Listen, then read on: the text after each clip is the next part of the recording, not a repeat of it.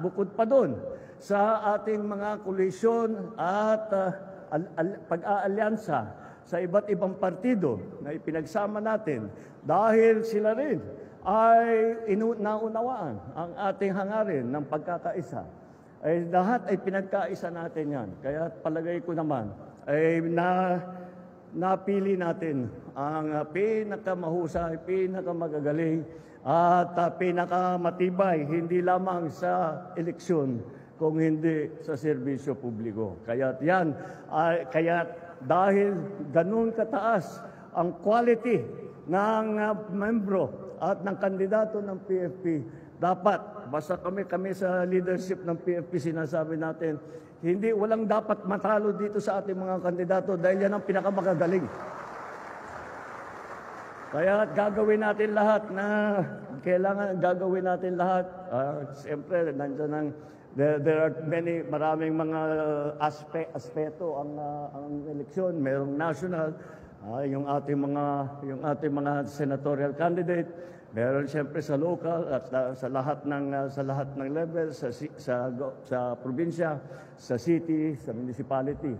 At lahat yan, titignan natin kung ano yung pinakamainam na gawin. Kaya let us take this opportunity to get together to solidify our plans for the future. At tingnan naman natin kung paano ang pinakamainam at pinakamagandang gagawin para tayo ay magiging very effective dito sa eleksyon na ito. At we have gathered, I believe, the best people and the most effective public servants in the Philippines under our umbrella. Ngayon sa PFP at sa buong alyansa. At hindi natin masasabi hindi masasabi ng sino man na ating mga katunggali. Hindi masasabi na ang hinaharap natin ay napakahina, hindi marunong, walang alam, walang ganyan dito sa PFP, walang ganyan sa alyansa. Kaya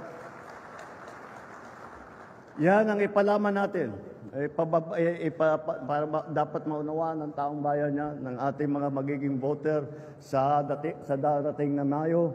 At huwag natin kakalimutan na nandito ang partido sa likod ninyo. Hindi lamang ang partido, lahat ng mga miyembro, lahat ng nandito na kasama natin, lahat ng mga miyembro na hindi nakarating ngayong araw at ngunit nandyan at nagbabantay at nag-aabang sa mga gagawin natin, sa mga plano natin sa darating na campaign period hanggat sa halalan, ay lahat ito ay kasama ninyo, kasangga ninyo. At kung ano ang magagawa, hindi lamang ng partido, kung hindi ang inyong kapwa-membro ng PFP ay tutulungan kayo. Kaya yan ang kailangan natin gawin. Dahil pag nagtulungan ang isipin ninyo isang grupo na ganito. Pag lahat tayo, isang ating pag-iisip at pare-pareho ang ating tinutunguan at pare-pareho ang plano na ating sinusundan, sino naman ang tatalo sa atin? Wala naman pwede siguro na makaharap sa atin at masasabi ng mas marunong at mas maganda ang kanilang ginagawa. Kaya sa puso natin yan, huwag natin kakalimutan kung bakit tayo nandito. Huwag natin kakalimutan kung ano ang nagdala sa atin dito, ang ating hangarin, ang layunin na pagandahin ang buhay ng bawat Pilipino, na pagandahin at ipagtanggol ang Pilipinas. At yan, sa palagay ko, basta't yan lagi ang ating pinapangarap, ay laging magiging tama ang ating ginagawa. Magiging tama ang ating tutunguhan. Kaya, ready na kayo? Okay, sige. At good luck sa inyo lahat. Kagaya ng sabi ko, nandito kami lahat upang makinig sa inyo kung ano ba ang mga nagiging issue dun sa inyo, kung ano yung mga kailangan gawin. At asahan ninyo, the PFP is the strongest party in the country today.